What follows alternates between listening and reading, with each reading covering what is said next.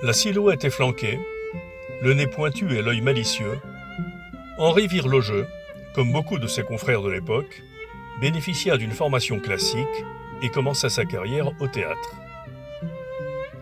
Au début des années 50, il entre à la compagnie Grenier-Husneau, qu'il quitte bientôt pour rejoindre le Théâtre national de Paris de Jean Vilar. C'est le début d'une longue et riche carrière sur les planches, où il jouera tout. Le répertoire classique, français et étranger, et les auteurs contemporains.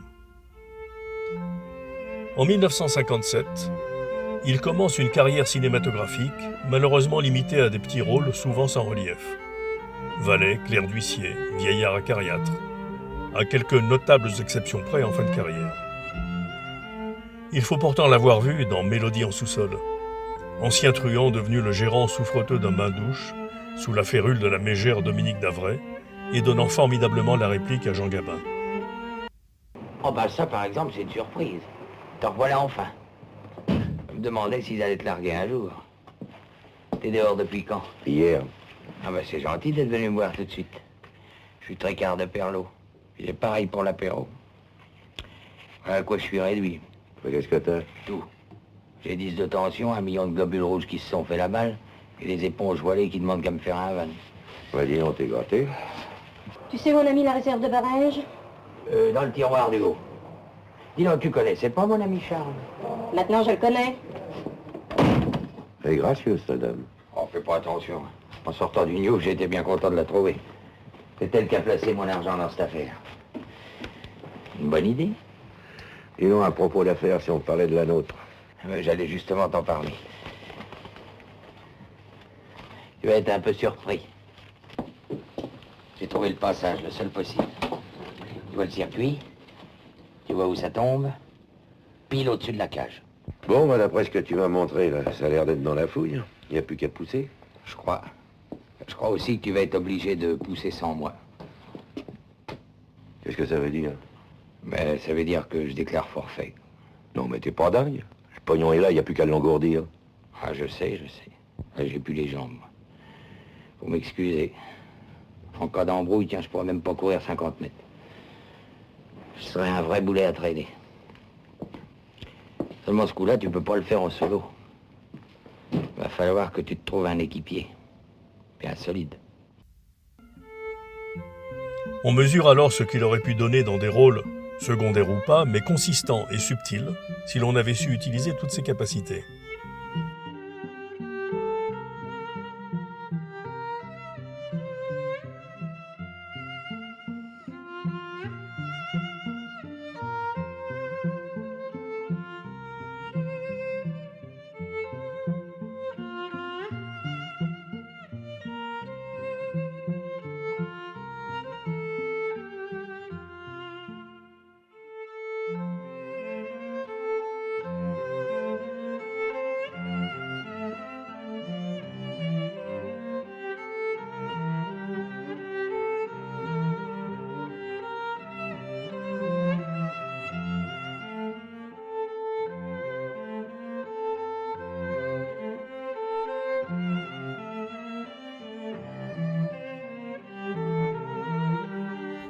Aussi, délaisse-t-il volontairement le cinéma pour la télévision en 1961. La télévision m'a donné mes plus grandes joies de comédien, dira-t-il. Il y laissera l'empreinte de sa voix grave, de son humour pince sans rire et de sa rassurante moustache.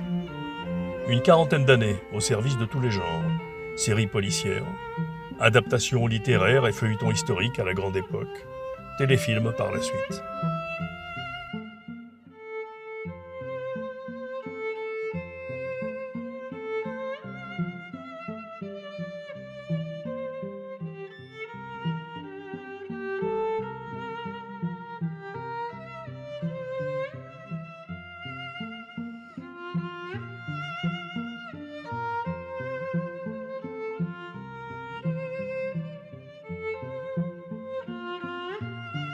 Dans le doublage, il ne fut pas la voix récurrente d'un acteur particulier.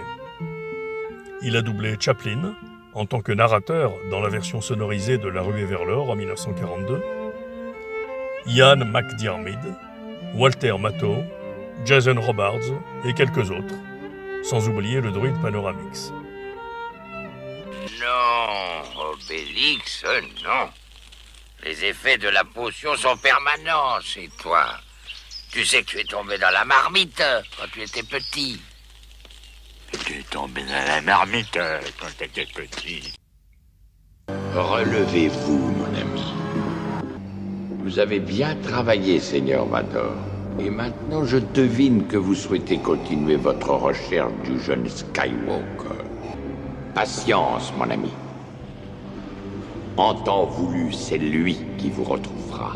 Et lorsqu'il le fera, vous devrez le faire venir devant moi. Henri Virlogeux restera dans nos mémoires comme un talentueux comédien, pudique et discret.